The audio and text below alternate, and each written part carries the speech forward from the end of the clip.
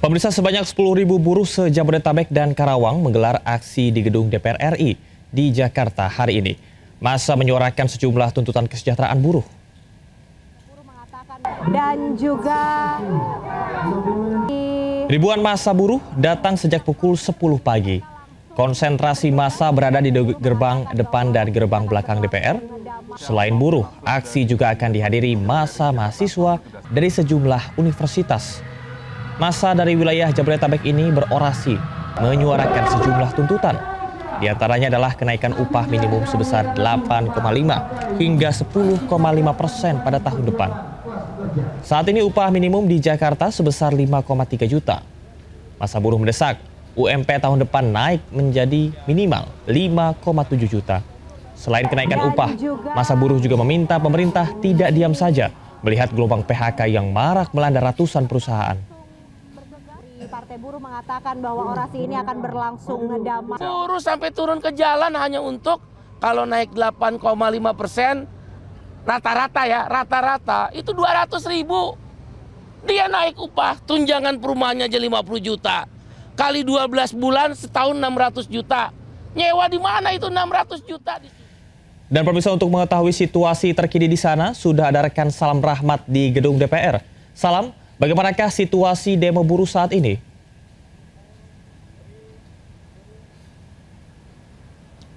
Ya, Camar dan juga pemirsa, hingga saat ini masa aksi yang tergabung dalam Koalisi Serikat Pekerja dan juga Partai Buruh ini masih menyuarakan aspirasinya di depan gedung DPR RI yang berlangsung sejak pukul 10 pagi hari tadi. Kalau dari pantauan kami di lapangan, di mana saat ini kami sudah berada di bagian dalam gedung DPR RI, ini memang nampaknya masa aksi dari para kalangan buruh ini masih dalam keadaan yang kondusif, tidak terjadi adanya hal-hal yang tidak diinginkan tentunya. Nah, Camar dan juga pemirsa, memang kalau dari pantauan kami di lapangan juga bahwa tadi kami juga sempat mendengarkan aspirasi yang disampaikan oleh para buruh, di mana dalam tuntutannya para buruh ini membawa 6 poin penting yang disampaikan di depan gedung DPR RI. Yang pertama adalah menghapus outsourcing dan juga tolak upah murah, di mana buruh ini meminta adanya upah minimum tahun 2026 ini naik menjadi 8,5% hingga 10,5%. Kemudian pada poin kedua, para buruh ini meminta adanya menyetop PHK dan juga membentuk Satgas PHK. Kemudian pada poin ketiga,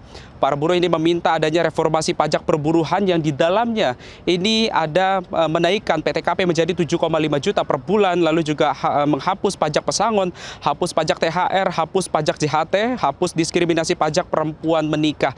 Dan pada poin keempat, para buruh tadi juga sempat menyuarakan untuk segera mengesahkan RUU Ketenagakerjaan tanpa Omnibus Law. Kemudian pada poin kelima, para buruh juga tadi menyampaikan untuk mengesahkan RUU perampasan aset yang sudah lama belum juga disahkan hingga saat ini. Kemudian pada poin terakhir yang disampaikan oleh para buruh terkait dengan revisi RUU Pemilu untuk tahun 2029 mendatang.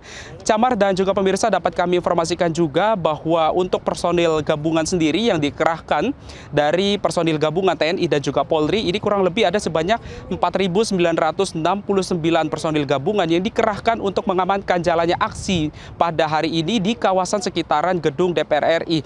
Dan kalau kami perhatikan secara seksama begitu, Camar dan juga pemirsa, untuk pada gedung bagian dalam di gedung DPR RI ini masih tampak sepi. Memang belum ada informasi secara pasti apakah para anggota DPR RI ini dihimbau untuk melakukan WFH atau work from home. Namun kalau dari pantauan kami di lapangan sendiri, untuk bagian gedung dalam DPR RI ini tampak kosong dan juga tampak sepi. Camar dan juga pemirsa, dapat kami informasikan juga bahwa dari pihak kepolisian ini juga menghimbau agar para pengendara maupun juga masyarakat yang hendak melintas di lintasan menuju ke gedung DPR RI begitu, ini jalanannya masih terpantau ramai lancar dan belum dialihkan untuk situasi rekayasa lalu lintasnya pun, karena memang rekayasa lalu lintas ini masih bersifat situasional. Camar. Baik, terima kasih rekan Salam Rahmat melaporkan langsung dari depan gedung DPR RI. Selamat bertugas kembali. Sementara itu, mengantisipasi pergerakan massa buruh dan situasi keamanan, kepolisian menyiapkan sejumlah rekayasa lalu lintas sepanjang hari ini. Juga elemen buruh yang akan hadir dan Demo puluhan ribu buruh se-Jabodetabek dipusatkan di gedung DPR RI mulai pukul 10. Dari arah timur, massa buruh bergerak dari Cikarang melalui tol. Begitu pula massa buruh yang datang dari arah barat, yaitu Cikupa dan Balaraja. Juga akan masuk ke Jakarta melalui tol. Dari selatan dan juga dari berbagai arah, pemirsa, pengendara diminta keluar di eksit tol depan Polda, Tegal Parang dan juga Selipi. Penutupan jalan juga dilakukan di Jalan Gatot Subroto.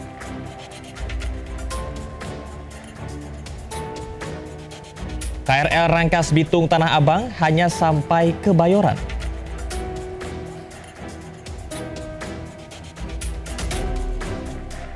Juga elemen buruh yang akan hadir dan Pak, sedikit tentang pemeriksaan hari ini, Pak. Pemeriksaan hari ini, Pak, seperti apa, Pak? Kenapa? Pemeriksaan hari ini. Pemeriksaan hari ini gimana? Seperti apa? Siapa? Sebagai masyarakat yang baik, taat ya.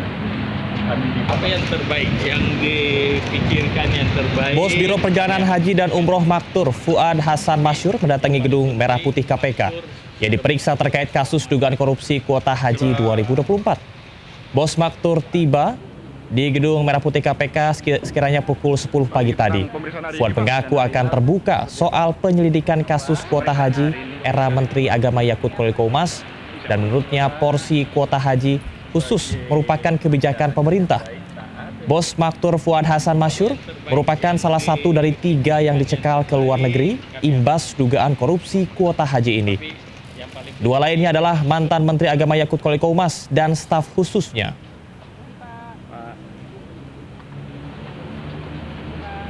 Pak, sedikit tentang pemeriksaan hari ini, Pak. Polisi membongkar praktik judi online dengan perputaran uang mencapai 154 miliar rupiah. Polisi dan instansi terkait juga telah membekukan hampir 1.000 rekening.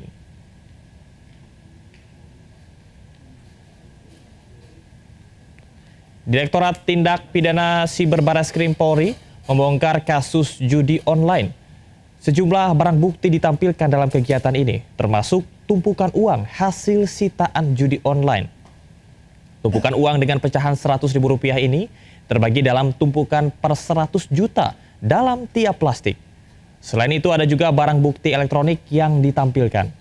Sebelumnya Polri membekukan 576 rekening dan 235 rekening dengan nominal yang berbeda. Total dana yang dibekukan dan disita mencapai 154,3 miliar rupiah.